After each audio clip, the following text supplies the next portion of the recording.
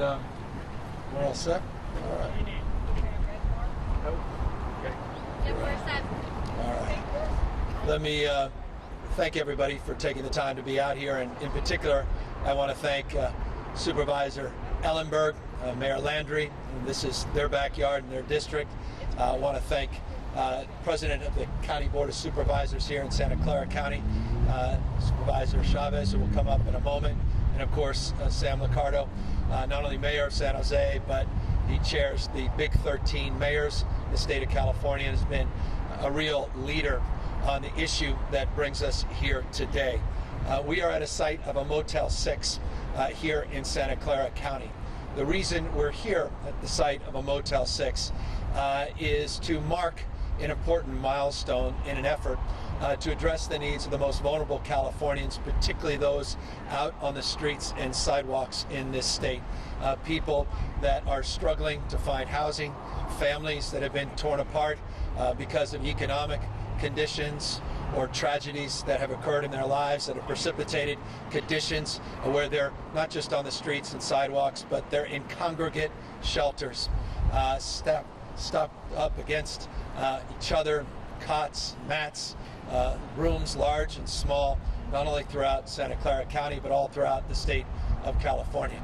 As many of you know, the state of California has more homeless individuals than any other state in our union. On a per capita basis, one of the highest number of people out in the streets and sidewalks struggling with issues of homelessness. This state had a crisis on the issue of homelessness well before the crisis of COVID-19 and the current crisis that we are all navigating through. But in this crisis, it exacerbates that crisis and the concerns and the acuity of need that we must be responsive to meet this moment, meet the needs of 108,000 of those that are out unsheltered on any given day in the state of California. We announced a series of initiatives a number of months ago on homelessness, but one of the subset initiatives we announced a few weeks back was Project Room Key. In partnership with FEMA, Project Room Key would identify 15,000 hotel rooms throughout the state of California. Those hotel rooms would be supported not only through food programs and delivery services, but with basic social services to meet the needs of those that we would provide accommodations for. We had an audacious goal a few weeks back of identifying 15,000 hotel rooms that would be made available as a subset of our larger strategy, homeless strategy, to get people off the streets. I'm pleased today to announce a milestone that 10,974 hotel rooms have been procured. 4,211 individuals are now inside, off the streets, out of our shelters, representing roughly 38% of all of those hotel rooms now being occupied. We've had amazing partnerships not only with Santa Clara County, but Yolo County, Merced County, Los Angeles County, Riverside County, and Ventura County. And there's a reason I mentioned those counties. They have simply done more than all of the other counties to really support this effort. This effort, though, as well, is made even more significant by the announcement with Motel 6 in their corporate headquarters here in the state of California. They are setting aside, as part of a master agreement template, some 47 Motel 6s like this in 19 counties in the state of California. Some 5,025 additional rooms. That's on top of the roughly 11,000 that are part of Project Room Key. So now we have the capacity that exceeds our original goal because of their commitment to this effort at scale. 19 counties, 47 sites like this, 5,025 just within the corporate structure, not the franchisee, but the corporate structure of Motel 6. We've done something else that's very significant as well with the corporate entity that owns the California Motel 6 chain. We've been talking a lot with Senate leadership, particularly Toni Atkins. I want to applaud her and her staff. She has been very aggressive and appropriately so of making a point that many others have made, but with more prescriptive backing, and that is we should take advantage of this effort and look at the prospect of potentially procuring these sites into the future. And so we have organized with Motel 6 some language that would allow that process to take shape, make it much easier beyond this pandemic to potentially consider these sites as a broader portfolio to provide some more permanency for those most in need in the state of California. I want to applaud Toni Atkins for her leadership in this space, leadership in the Assembly as well. A number of individual leaders have reached out saying this is exactly the kind of lease template we should be advancing in the state. So good news, real progress in just a few weeks, to procure these sites, to start getting people off the streets, out of the shelters, and into these safer settings. I just want to remind people, the subset of people that we are prioritizing in Project Room Key are individuals that have tested positive for COVID-19, individuals that are in congregate settings that have been exposed to COVID-19, or elderly individuals that are vulnerable, as well as others with morbidities, other issues, chronic disease that we have prioritized. That's part of the framework in partnership with FEMA, in partnership with the counties that we prioritize as a subset of our homeless population into this broader effort. I want to also just acknowledge a few people, if I may. Jason Elliott, my team, who's been masterful in putting together these master agreements. Kim Johnson, Department of Social Services, just worked overtime. Again, we launched this just a few weeks ago, and the fact that we are able to get thousands and thousands of people off the street, and now in partnership with cities, not just the counties, the ability to get 10+ thousand more off the street in a short period of time is a remarkable testament to their leadership. It's also a remarkable testament to leadership of Chef Jose Andres from World Central Kitchen. We have partnered with World Central Kitchen on this entire portfolio to provide 3 meals a day, dietary considerations in play, partnerships with local restaurants, 3 meals, not just cold prepackaged meals, 3 nutritious meals, hot meals, not just cold meals, for adults, not just children, or children, not just adults. I want to just compliment the World Central Kitchen for being able to do this at scale. They'll deliver their meals, they'll do it in a safe way, and they'll provide, again, 3 every single day for this entire portfolio. Again, all of this in just a few weeks. So I say this as someone who cares deeply about the issue of homelessness. I take this personally in terms of my responsibility, my role as governor of the state of California, and I just cannot impress upon you how proud I am at this moment to be able to make this announcement and to further the call to make it clear that we cannot do this alone as a state. We're sort of building the plane, but someone else has to fly it. It's the counties that really lead this effort, and it's the cities that need to support this effort. I mentioned those counties that have excelled.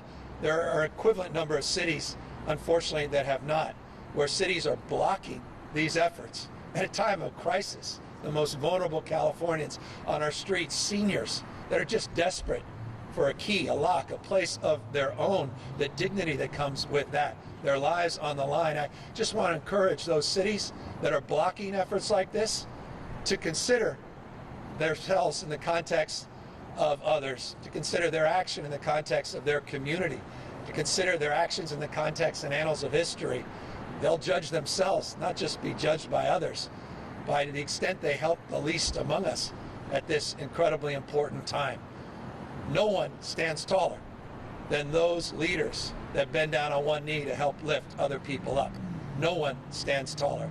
And so cities that are blocking these efforts, please consider the morality of those decisions. Consider the moment we're in and the ethical question you're being called and asked upon.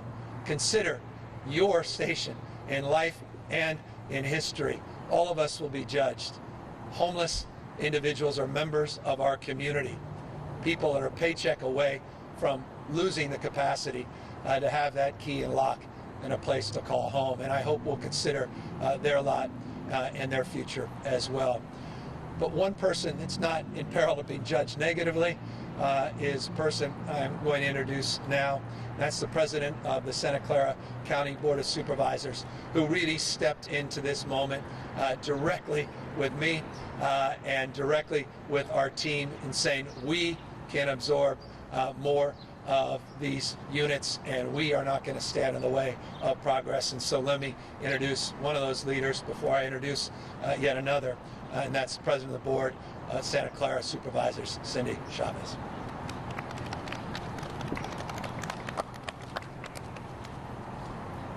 Well, good morning, everyone.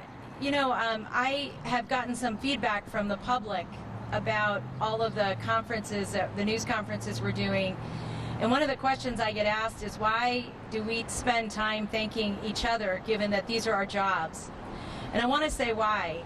When we look at the governor of California and you compare that to governors across the country, there are few that stand shoulder to shoulder with him in terms of playing a leadership role in how we fight this virus. Governor Newsom has been inclusive statewide. He has moved us together to do hard things, and he has played a leadership role in addressing the needs of the most vulnerable in our community. He's done that by expanding offerings for child care, for supporting our efforts in surge capacity, in helping us think differently about how we handle criminal justice at this time. There really is no end to the leadership role that he's played, and it's allowed leaders on the ground like my colleagues, Supervisor Susan Ellenberg, to really dig in and expand opportunities for child care, for our police and fire services to really do their jobs, and for folks that work in our hospitals to have the PPE to excel and do the work that they need to do. And so it goes without saying that I'm so grateful to live in this state, and I couldn't be more grateful to be from this county, and I'll get to talk about our partnership with the mayor in just a moment. But let me say what's so important about Project Room Key and why we're so excited about it. It allows us not only to meet the needs of a community during COVID-19, but allows us to work with our cities to think differently about how we address homelessness, because we all know that we both have to address this emergency, and then as we grow out of it, be the kind of state that recognizes there's a role for every person in our community, that there's a home for every person in our community, and that we understand the value of every person in our community. So I really want to just say I'm here on behalf of the county. We're so excited to be in the process of completing this negotiation here, because we think this is the right thing to do. So thank you, Governor. And, you know, for all of us, and I know those of you at home, I just want to thank you for those of you who are sheltering in place, washing your hands, not touching your face, doing all the things that we're asking you to do, that it's getting challenging to stay at home. And we hear you, and we're working as hard as we can under the governor's leadership to figure out what those next steps are. And again, I want to thank the governor for creating a statewide platform and a statewide framework for us to look at. One of the most important partnerships the County of Santa Clara has had has really been with the City of San Jose, and we really appreciate Mayor Landry Campbell and all the other cities in our county. But Mayor Liccardo and the city have shown extraordinary leadership and partnership with us, and taken on great risk to make sure that we're doing what we need to do for the members of our community, for example, in expanding food and meals across the county. So with that, I'd like to invite up Mayor Liccardo. Thank you, President Chavez, and I just want to say to Mayor Susan Landry, thank you for welcoming us to Campbell, and for standing up and thank you for standing up as one of the cities here in the county that is very much willing to embrace this important initiative from the governor. And I am so grateful to the leadership of Governor Newsom. You know, I think we all know and we see in the news that he's providing leadership not just for our state, but for our nation at this time of crisis. And I am so grateful, not simply for what I see on the screen, but as someone who is working day to day with him and his incredible team, just the incredibly quick response and the keen and sage foresight when you see projects like Project Room Key and how essential they are to enable so many of our most vulnerable residents to be safe at this critical moment. Thank you, Governor Newsom, for all the leadership you're providing. And I really want to thank President Cindy Chavez and the county. Her incredible leadership, certainly not just today, but for many years on homelessness. Ultimately, perhaps the greatest accomplishment we've seen in many counties throughout the state is the passage of Measure A back in 2016, nearly $1 billion for homelessness, and we are seeing projects now on the ground opening their doors, getting the homeless off the street. It is so heartening to see real action happening here in Santa Clara County, and I want to thank as well Supervisor Susan Ellenberg for her leadership in this critical time. A big thanks to Jason Elliott and Anna Leary. Certainly this Project Room Key is critical. Also, the negotiations with FEMA ensuring there's reimbursement for this is really critical because all of our cities and counties are facing gigantic holes in our budgets. We're going to be spending a lot of money on emergency response, and being able to have those FEMA reimbursements is critical to enable us to better serve our community going forward. So thank you, Jason, for all your work. Because of the leadership of the county in this effort, we have 1,123 rooms that can be available now for those COVID positive individuals, those homeless individuals who are vulnerable, to come in from the cold. And I'm so grateful, and we've already had more than 500 homeless individuals housed through this effort, more than 453 motel rooms alone, like the ones you see behind me. This is the kind of effort that is resulting from the leadership of the county in collaboration with all of the cities. And I think it's so critical that we not allow this moment to pass, as we are seeing, we hope, what will be a CARES Act 2.0 from Congress. We know it's been held up, but we are eager to see it move forward, because here is a real opportunity for Congress to step up and say, let's build on the vision of Governor Newsom.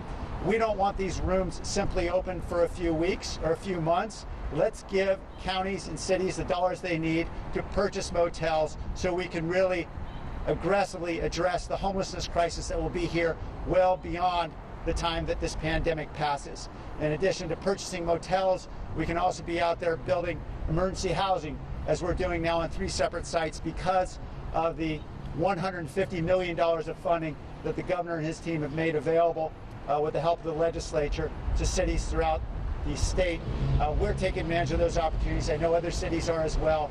And we can really build on this with a real partnership from the federal government. And I hope that we're able to see a new CARES package get over the goal line so we can all make real progress together. Thank you all, and thank you, Governor.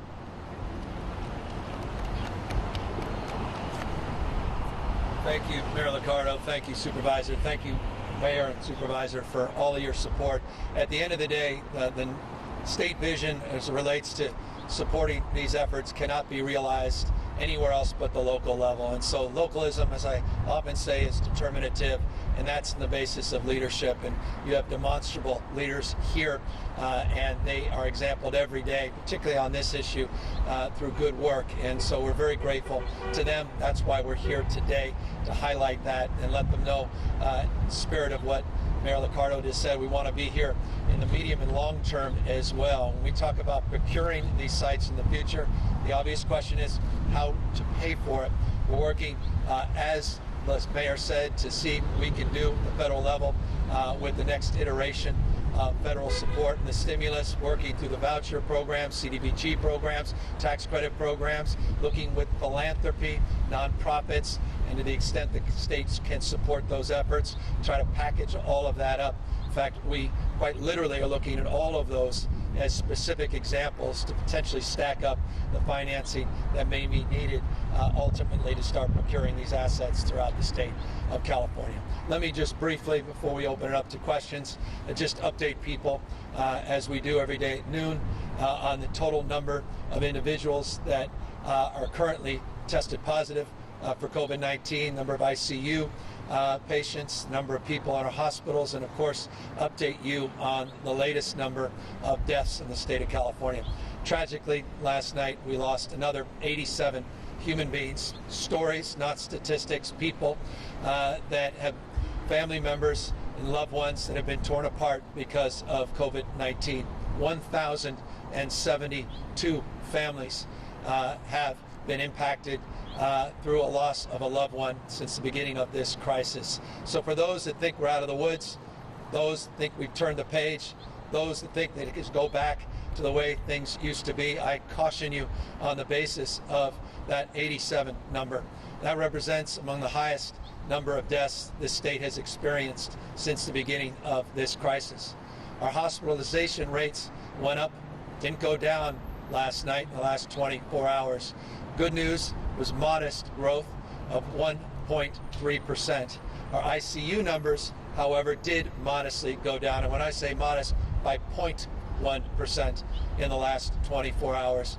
I reference hospitalization and ICU numbers as very, very important numbers in terms of our determination of when we can start loosening up the stay-at-home orders. We've certainly flattened the curve. The question is, when are we going to see those numbers start to decline on a consistent basis as opposed to an episodic basis as we have seen over the last week or so. We still had an increase total number of cases of 5.3% testing positive over the previous 24-hour period. Again, just a reminder that we still have a lot in front of us and a lot to do inside of us in terms of our determination to continue to practice physical distancing, our determination to continue to advance our broader stay-at-home orders up and down the state. I want to just make a point about people up and down the state of California. It's incredibly important that we highlight what we began to highlight very detailed terms in the beginning of this crisis. First guidance we put out was around skilled nursing facilities, senior centers, assisted living facilities. We followed that up with a very detailed announcement last Friday about what we are doing to help support our seniors up and down the state with an increased number of positives, not just for seniors in these facilities, but also staff providing support in these facilities. We talked about the 600 nurses that we had retrained. We talked about the strike teams that we put out to the skilled nursing facilities. We talked about all the new testing kits that we're prioritizing for these SNFs, the skilled nursing facility and senior centers. We also talked about all the new PPE that we were prioritizing in that space. Let me just underscore this by highlighting just in Tulare County alone, for those that think this is just an urban construct or densified in certain parts of the state, it exists and persists, COVID-19, throughout the state, including rural California, quite substantively so. Tulare County has 3 breakouts now in skilled nursing facilities that would break your heart when you learn more about them. It's just a reminder that none of us are immune from this disease, and that if we stop taking it seriously, we will have serious consequences. And those consequences are not just felt in statistical terms, but quite literally in lives lost, and no more vulnerable than the seniors, in addition, of course, to the homeless that we are highlighting here today. We put out specifics yesterday in all of our skilled nursing facilities of the total number of facilities and the exact sites where we have positives. There are requests appropriately in for the Department of Social Services to do the same. We have overall, in addition to the SNFs, we have overall now 400 facilities that we are monitoring throughout the state of California, over 3,500 staff and patients that we are monitoring throughout our entire system, which is roughly 9,000, just shy of 9,000 settings, licensed settings that we are monitoring, that we are supporting and continuing to be vigilant about and around. And so just wanted to highlight you on that front as well. And in closing, as always, I want to just highlight the opportunity for all of us to help support efforts large and small in their communities, and that's to go to our serve.ca.gov website, serve.ca.gov website. That's a site that will allow you to find local areas to help support food banks, blood banks, to help support efforts like supporting seniors, senior facilities, making phone calls to check in on people that are lonely or in need, or just providing the kind of support that World Central Kitchen is going to be providing for a site like this, and that's delivery. If you're willing, you're able, I encourage you to go to that site, serve.ca.gov. With that, we're happy to take any questions. Governor, thanks so much for giving us some time today. I've got quite a few questions from my colleagues about homelessness, the issue you're talking about today. I think the most common one that I'm seeing is there's a lot of frustration among some local governments about the pace of getting these rooms and getting folks into them. So can you account for sort of how long it's taken both to procure these rooms and then to start filling? Well, we announced this 2 weeks ago, so respectfully, I think this is a rather heroic effort in terms of being able to organize and mobilize and move forward. The frustration for me, candidly, is the opposite. We have cities that are blocking some of these sites, not embracing some of these sites. This is not one of those cities. Those cities that are embracing this are getting the support of not only these master lease templates, but getting that 75% reimbursement from FEMA, and the state of California is helping supplement the 25% through the $800 million the state has made available in the last number of months in emergency aid and support that was part of last year's budget. So there shouldn't be any issues in terms of blocking the application and the implementation of these efforts. That said, the process is not overnight, and the templates are provided. The counties become the organizing framework to then work with the cities. So there are a few layers here, and in each and every case, there are complexities and nuances that need to be worked through. But I couldn't be more proud of just being up in the Sacramento area just a few weeks ago with Mayor Steinberg announcing the initiation of this, and to be here today marking the fact that 4,211 individuals are off the streets and out of our shelters into these facilities. We made a deal for an additional 5,025 through the corporate Motel 6 chain, and we already have just shy of 11,000 units that are ready and able to be part of this endeavor.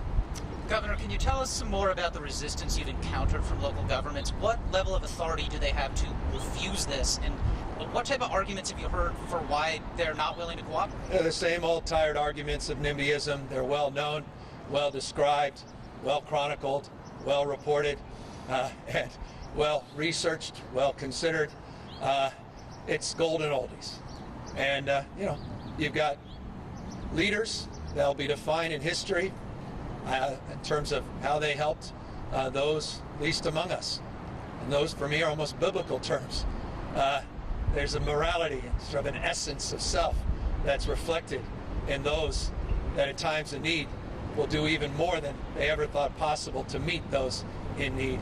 And then there are folks that just turn their backs and say it's someone else's problem and point fingers.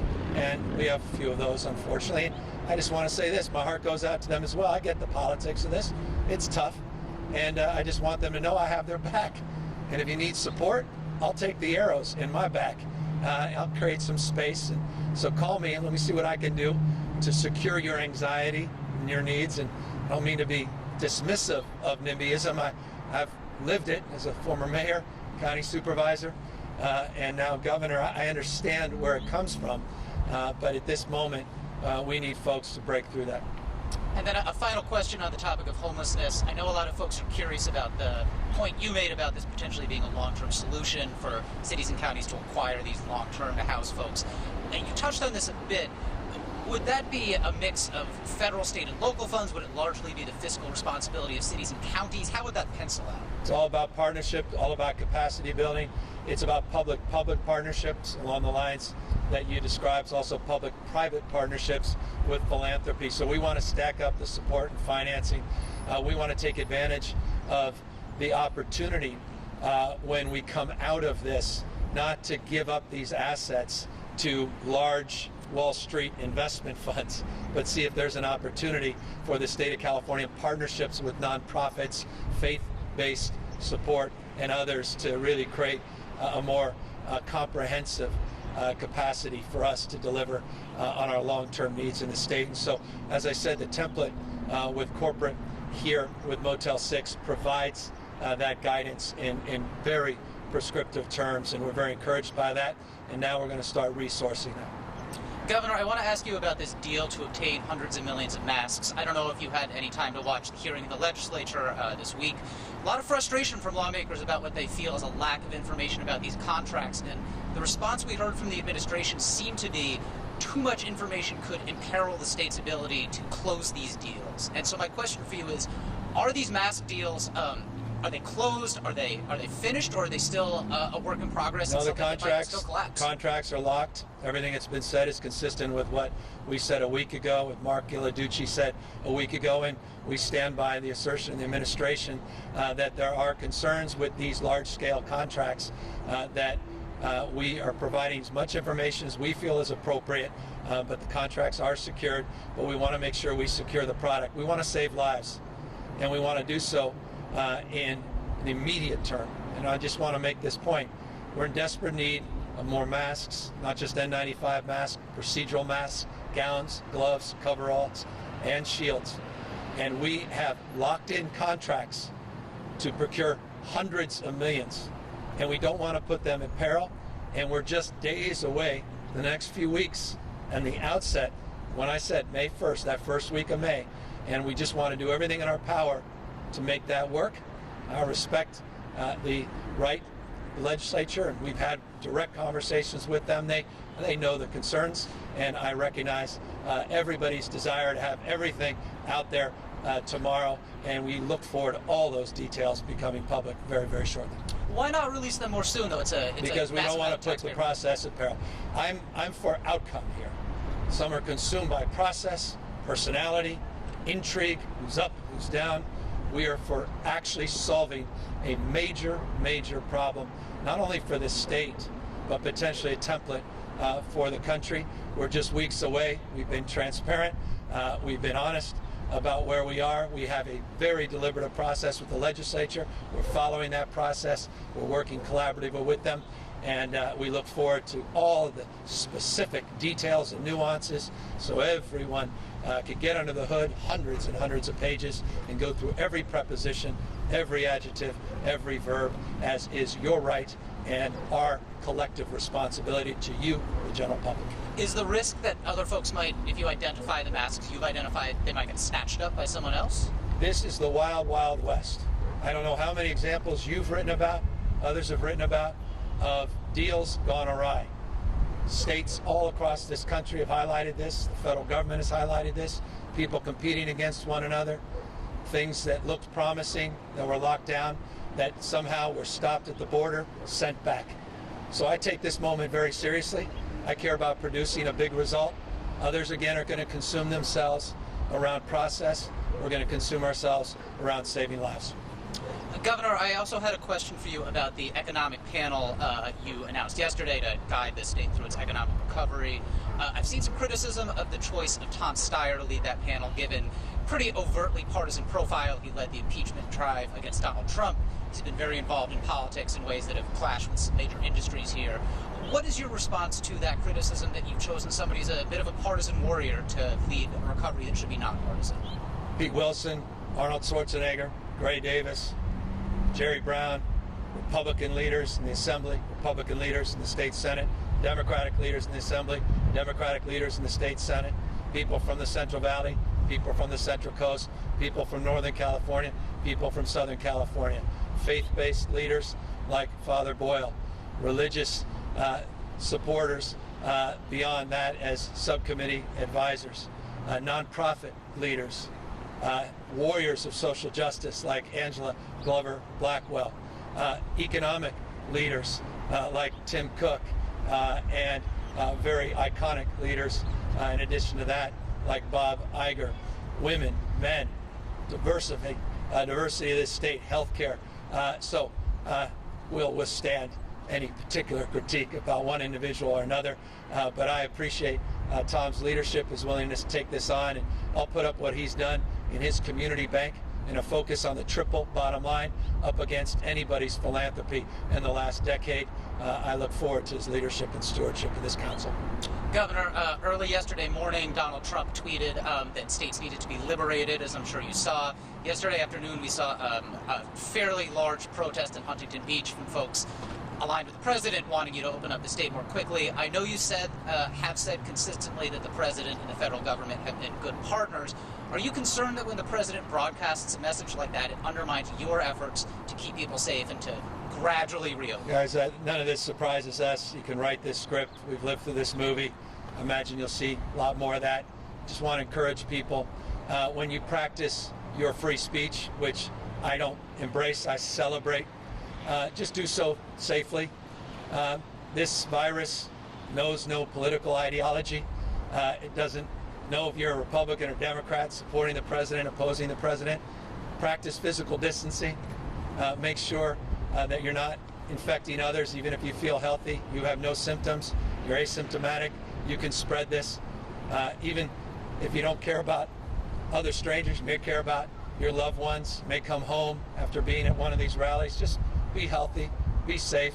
And we're going to do the right thing, not judged by politics, not judged by protest, but by science, by health, the facts on the ground.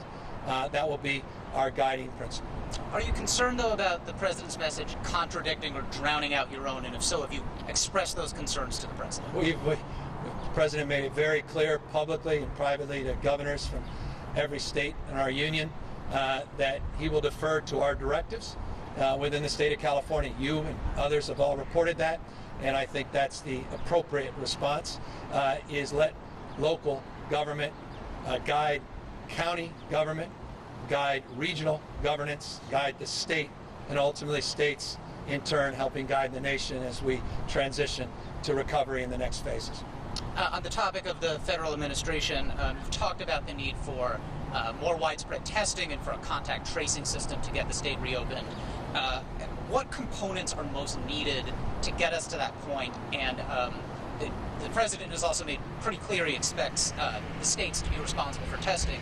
Does California have what it needs absent federal help, or do we need more federal assistance to get that sort of universal testing? We would love to see more support wherever we can get it from the federal government on down. As you know, we put together a work group a few weeks ago. Truly some of the smartest and best resourced minds and individuals and organizations as part of that task force. Leaders at Stanford University, our UC system, researchers, scientists, the largest health insurers, co-chairing that, Paul Markovich. They made specific recommendations in terms of not just PCR testing, serology testing. We have already monitored, I think it's getting close to 700 different testing modalities that are being used all up and down the state of California, very small ones, very large throughput testing, point of care testing with these new Abbott machines that are coming in. We're trying to bring all of that to bear. We need more swabs. We've been very directed and pointed in terms of working with our partners at FEMA to try to procure those swabs. We broadly address the issue of reagents and the RNA extraction kits, which were a big problem a few weeks ago. We could be doing exponentially more. Just 24 hours ago, you heard Mark Galley at a press conference yesterday make the point that we, or rather 48 hours ago, made the point we get up to 90, he believes 95,000 tests a day if we had those additional supply materials on a daily basis above and beyond where we are. Our goal is to get to 25,000 in the next 10 or so days. We had a similar goal to get to 10,000 by April 14th. We've exceeded that. I'm confident we'll get to the 25,000 in the next few weeks, and we want to get substantially higher number in the next month. And we'll be looking for all the support we can get, private, public, federal, local, state.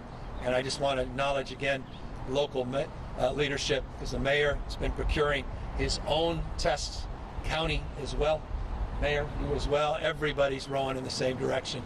We appreciate that spirit. Governor, we also got a question about the risk of outbreak in homeless detention centers. Are you considering or undertaking any steps to protect immigrant detainees from the spread of the virus? Yeah, that question's been asked 5 out of the last 6 days. I'll answer it again very specifically. We in the state of California are looking at our legal rights to intervene. As you know, you in particular, many may be watching, I signed legislation this year to do away with private and detention facilities in the state of California. There was legal opposition to that. We are in the courts. So just because you sign something doesn't mean you can do something. That question is being adjudicated.